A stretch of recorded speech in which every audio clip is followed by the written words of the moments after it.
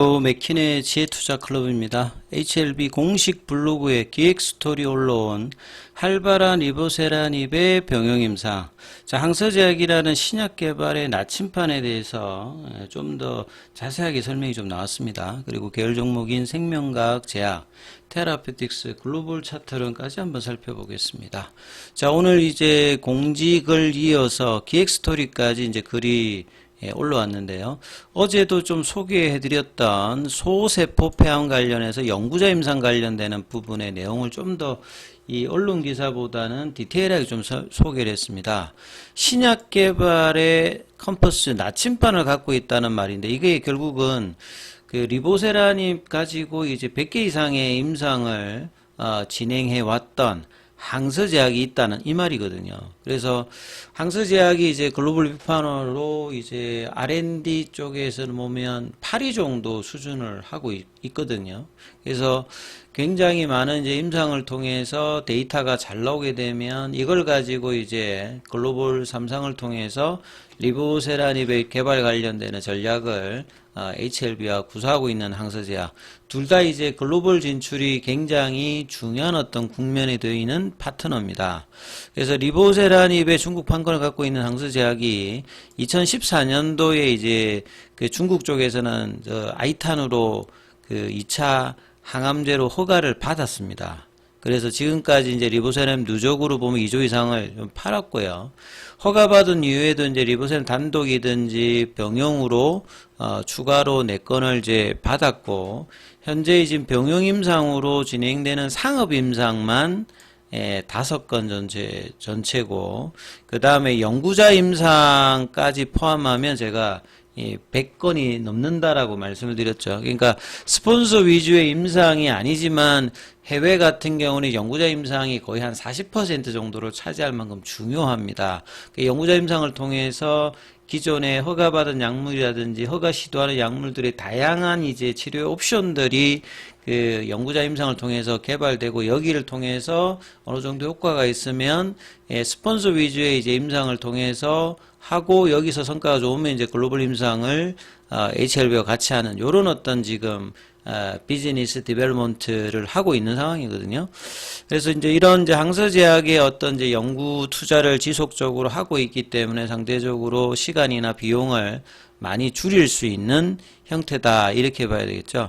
항서제약이 중국에서 진행한 리보세라닙 병용 임상 중에서 시장 규모가 크고 경쟁 약물대에서 탁월한 임상 결과를 보인 적응증을 선택해서 글로벌 임상 3상을 진행하는 전략이고요. 그래서 파트너십이 굉장히 공고하다. 그리고 리보세라닙 적응증 확장도 어떻게 할지가 여기에 따라서 굉장히 구체화되고 있는 부분들이죠. 그래서 병용 임상뿐만 아니라 연구자 임상을 그래서 좀 잘 살펴봐야 된다. 그래서 어제 나왔던 이 폐암 쪽 관련되는 부분은 왜 중요하냐면 폐암 시장이 항암 시장에서 거의 절반 정도를 차지하고 간암 대비해서는 10배 이상 큰 시장이기 때문에 여기에 이제 진입하는 것이 향후에 굉장히 중요한 부분이기 때문에 오늘 또 이제 그 부분에 방점을 좀 찍고 있다. 그리고 이제 네이처 시그널 트랜스액션 앤드 타겟티드 테라피는 중국 자체의 어떤 저널입니다. 이 영문으로 나가는 부분이고, 그래서 어제 그 소개되었던 연구자 임상 관련되는 부분들이 유도화학요법이라고 하거든요. 그러니까 항암요법 중에서 유도요법은 이 간해를 시키려고 하는 겁니다. 그러니까 이제 간해가 있던 상태에서 다시 한번 재발하게 되면 간해를 빨리 시켜야 되기 때문에 대표적으로 이제 이 주사제보다는 경구용으로 치료되는 이제 항요법들을 많이 쓰는데 여기에 기존에 에포포시드라든지 카보플라틴을 쓰거든요. 특히나 이제 소세포 폐암 같은 경우에는 항요법 관련되는 부분들을 많이 하고 이제 전이 관련되는 부분이 영향을 주기 때문에 그래서 이런 유도항요법 관련되는 부분 여기에다가 기존 쓰는 거에다가 리보세라닙 캄리주맙을 병용을 써서 이제 데이터를 뺐던 부분들이고 그래서 소세포 함자를 대용해서 항요법에다가 이 베제프에다가 피디에론 조합을 하는 최초의 임상이기 때문에 굉장히 이제 주목을 받았다 이렇게 지금 보시면 됩니다.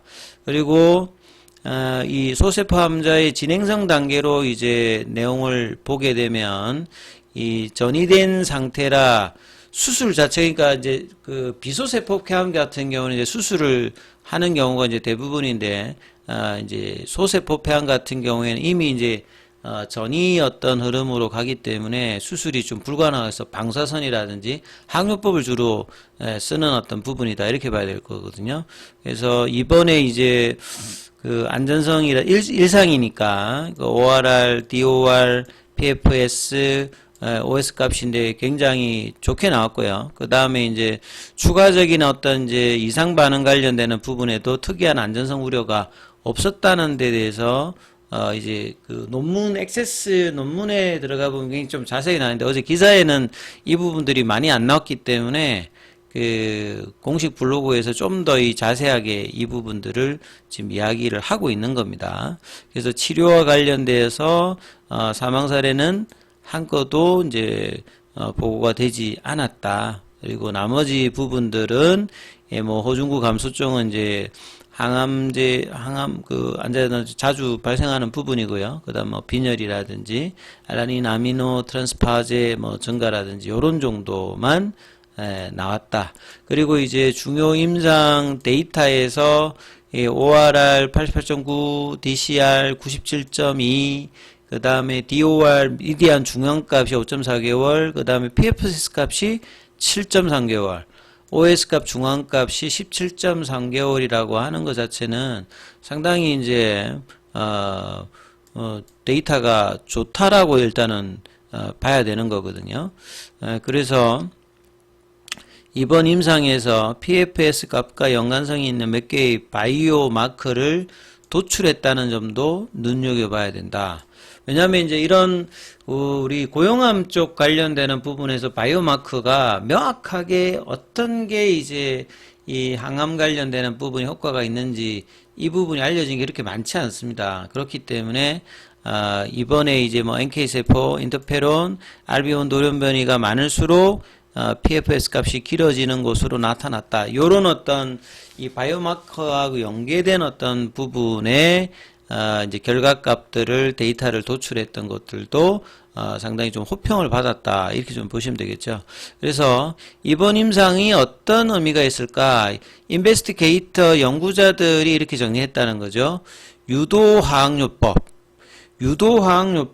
관련되는 부분, 아까 말씀, 요거 이제 그 간해를 완전 간해, 그러니까 암세포 자체가 없어지는 항요법을 쓴다는 것은 거의 그냥 사멸해버리는 형태이기 때문에요. 간해를 유도하는 항요법에 이 리보세라닌 캄넬주맙의 병용 관련되는 부분 이후에, 그러니까 유도 항요법을 간해를 시키고 난 다음에 보통 항암제를 투여해서 하고 나면 이제 재발을 방지하기 위해서 유지요법도 쓰거든요. 그러니까 장기간 이제 쓰는데, 기존의 항요법에 이제 유도항요법에도 이제 리보세라닌 캄넬주맙 병용을 하고요.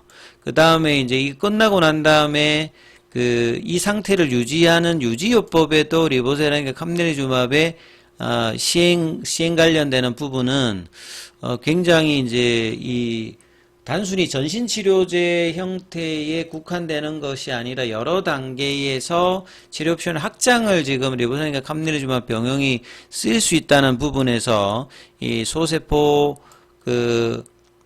환자의 1차 치료 옵션으로 이 포텐셜이 굉장히 있음을 지금 연구자 임상에서 이야기하는 어떤 의미가 있다는 것을 이야기를 다시 한번 해주기 때문에 상당히 좀 의미 있는 어떤 결과였다. 향후에 이제 확장성 관련되는 부분에서. 자, 그리고 뭐 차트 흐름을 보시게 되면 HLB가 이렇게 이제 좀 빠지면서 나머지 종목들도 다 같이 일단 빠지면서 좀 버티는 어떤 흐름들은 나오진 않았는데요. 상대적으로 생명과학이 제일 많이 빠졌습니다. 그래서 어제는 5일선까지 조정받았다가 다시 볼린저 밴드 상단 위로 올렸습니다만, 오늘은 이제 윗꼬리가 나오면서 5일 이평선도 깨고 내려가는 흐름을 거래를 증가시키면서 했는데요. 그래서 5일선 가격이 11,200원, 볼린저 밴드 상한선 가격이 11,400원대이기 때문에 내일 이제 11,000원대 위로 올려서 이 연봉의 시가 라인 11,370원을 회복하는 흐름을 보이는지 여부가 일단 제일 중요할 거고요.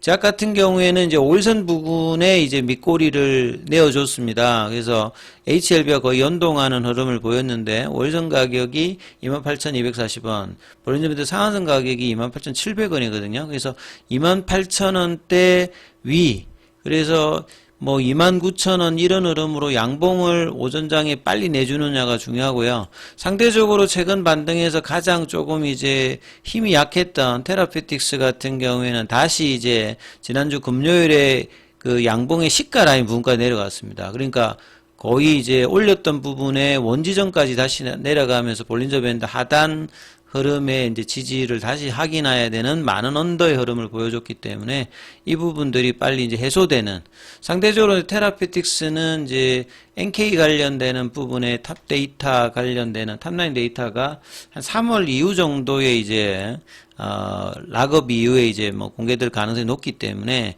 좀 시간이 아직 좀 남아 있습니다만, 계열 종목과 당분간은 같이 이제 연동하는 흐름에서 먼저 올라갔던 부분에서 조정이 샜던 부분, 그러니까 작년도 4월달 흐름하고 좀 비슷한 흐름을 좀 보여주고 있는 상황입니다. 자, 글로벌 같은 경우에도 볼린저 밴드 상한선 부근에서 좀 원봉을 맞으면서 5일선을 살짝 좀 내려갔습니다만 거래량은 좀 크진 않았어요. 그래서 이 4,500원권 부근의 회복을 빨리 보여주느냐가 좀 중요하기 때문에 이 부분 참조하시면서 내일 흐름들 살펴보시기 바라겠습니다.